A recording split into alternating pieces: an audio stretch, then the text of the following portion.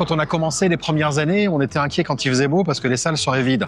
Or là, il a fait beau tout le week-end et les salles étaient pleines. C'est multigénérationnel, multisocial, c'est formidable.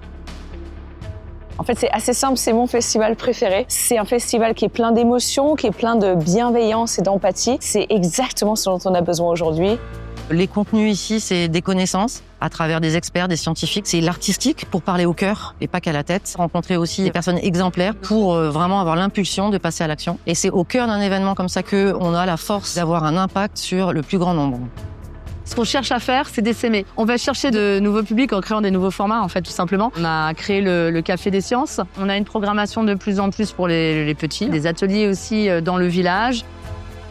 Je connaissais ce festival pour être venu il y a 2 ans déjà. J'avais trouvé l'ambiance géniale. Surtout le lien entre science et art. Une jolie façon de se dire que la culture, c'est la culture scientifique et la culture au sens du patrimoine culturel classique. C'est des façons de vivre mieux, de comprendre mieux ce qui nous arrive.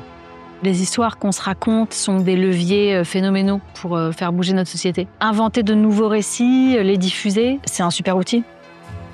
C'est pas que les chiffres qui arrivent à changer les consciences, c'est vraiment en touchant les gens en plein cœur, dans leur chair. Et c'est ce qui arrive vraiment à faire le Festival Atmosphère. Les gens sont extrêmement sensibles à tout ça et veulent faire leur part en fait. Ils savent pas forcément comment le faire. On peut se sentir isolé aussi, donc c'est tout l'intérêt de ce festival pour donner un élan collectif et une envie d'agir. C'est hyper important. Ça permet de faire une sensibilisation qualitative au service du développement durable. 50% des gens qui sont venus à au moins 2 éditions ont déclaré qu'ils avaient changé de comportement. C'est ça le principal dans ce qu'on fait. C'est à la fois une fête, mais en même temps quelque chose qui est utile. Il faut moins polluer la planète, puisque, comme disait la glaciologue, on ne se rend pas compte dans les villes le réchauffement climatique, mais par contre, en Antarctique, par exemple, ça fait des choses destructrices.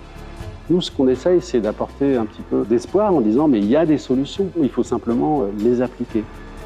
Tu penses qu'on va réussir à changer un peu nos habitudes? Si jamais on s'y met, oui.